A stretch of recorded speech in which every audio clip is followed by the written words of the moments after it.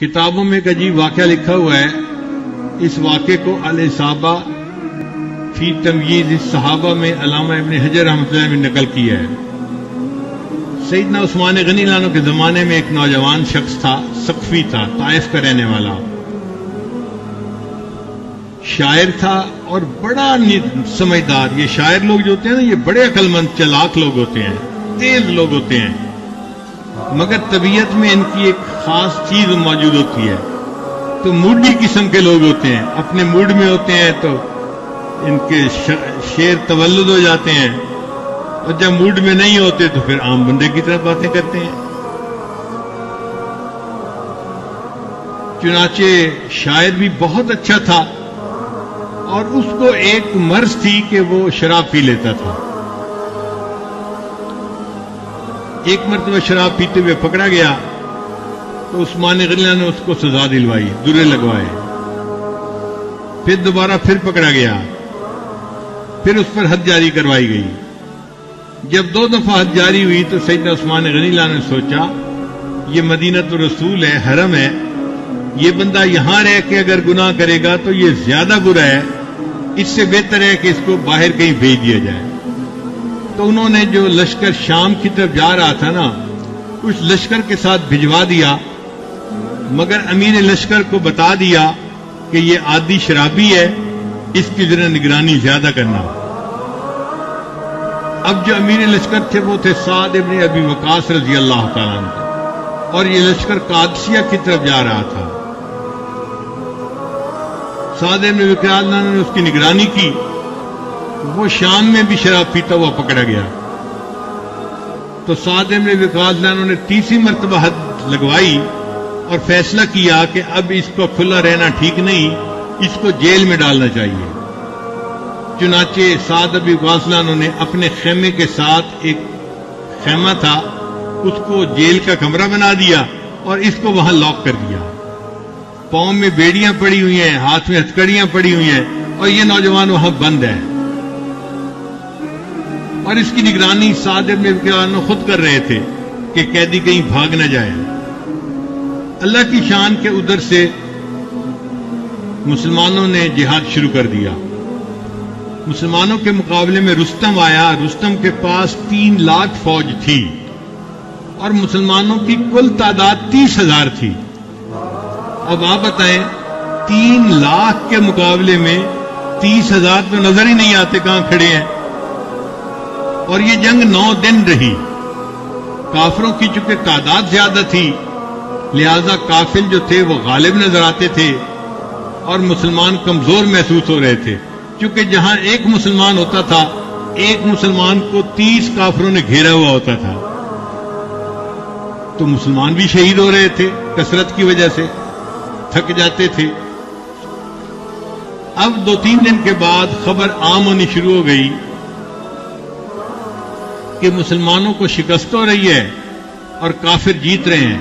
اور ویسے بھی رستم کا دبدبہ تھا، وہ بڑا بہادر مانا جاتا تھا، تو لوگ سمجھتے تھے کہ رستم کی وجہ سے اس کی فوج بڑے جوش و خروش میں تھی اور لڑ رہی تھی. اب جب مسلمان کمزور تھے اور شکست کھا رہے تھے تو ہمتیں پست ہو رہی تھیں.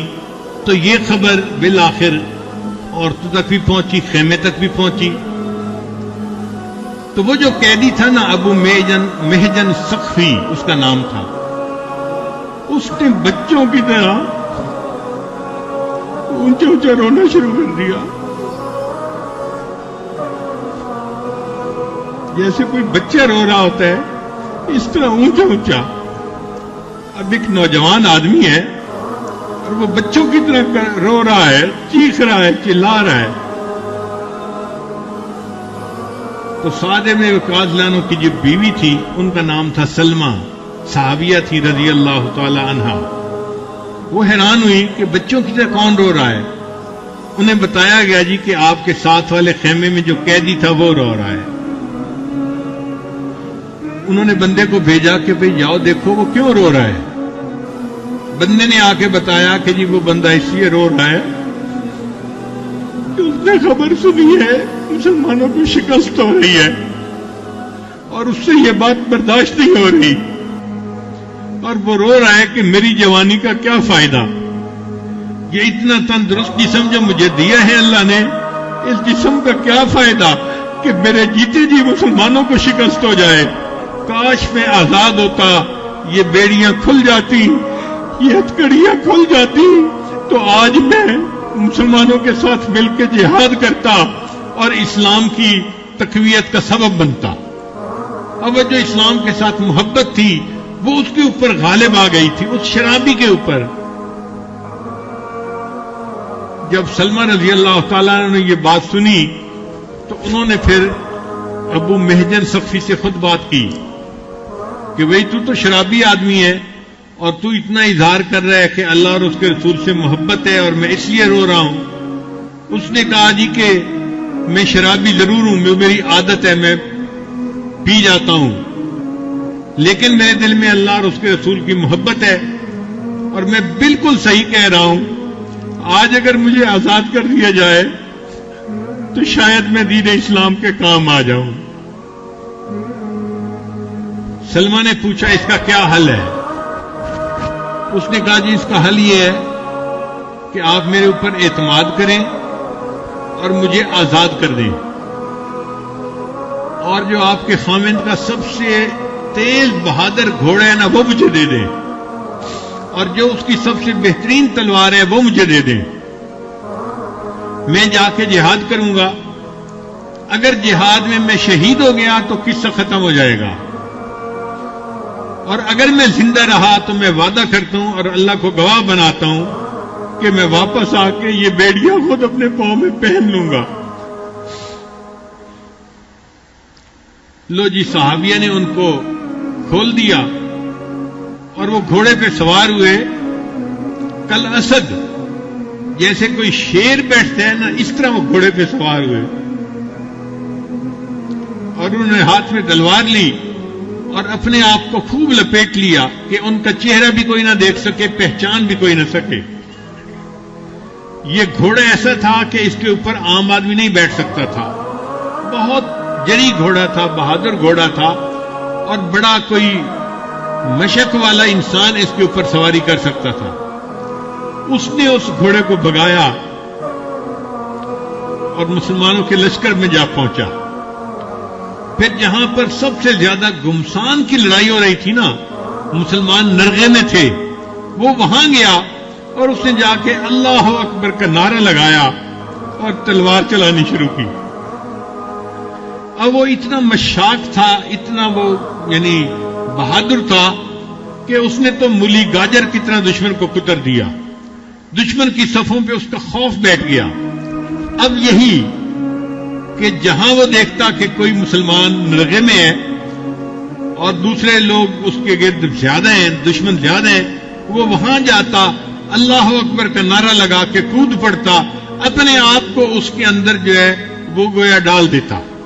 مگر اتنا وہ تلوار باز تھا کہ اس کی تلوار سے دشمن قتل ہوتے اور دشمن بھاگ کھڑے ہوتے، حتیٰ کہ رستم تک کے دل میں اس کا رعب بیٹھ گیا۔ اب جب اس کا رعب بیٹھ گیا تو کافروں نے پست ہونا شروع کر دیا اور مسلمانوں کا جوش خروش اور بڑھ گیا۔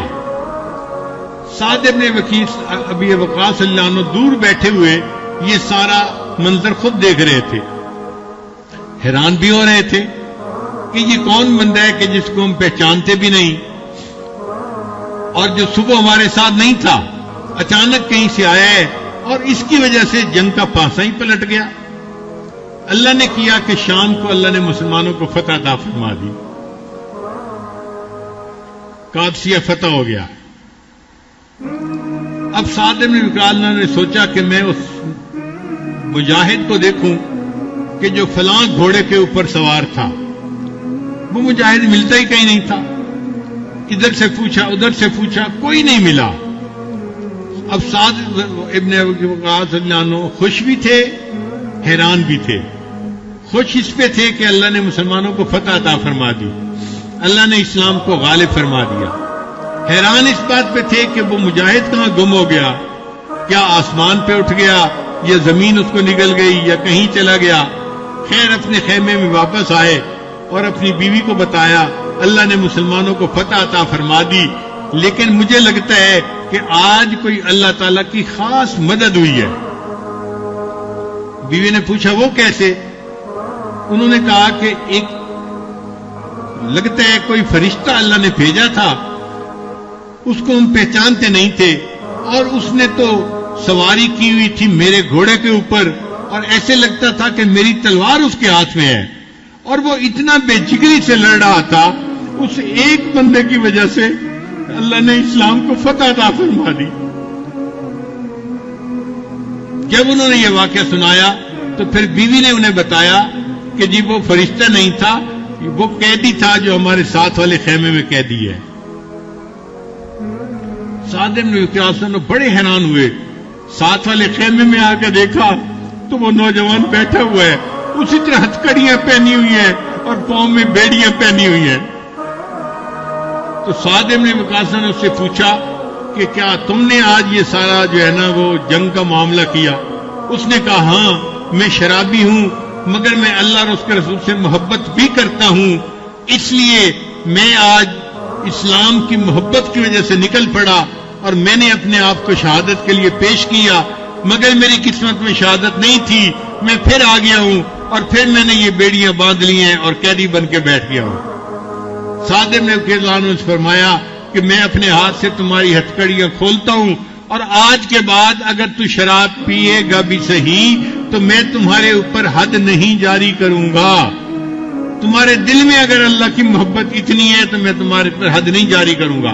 جب انہوں نے یہ الفاظ کہے، ان الفاظ کو سننا تھا، اس قیدی کے دل پہ اثر ہوا، اس نے قسم اٹھا کر کہا میں اللہ کو گواہ بنا کے قسم اٹھاتا ہوں آج کے بعد میں شراب نہیں پیوں گا۔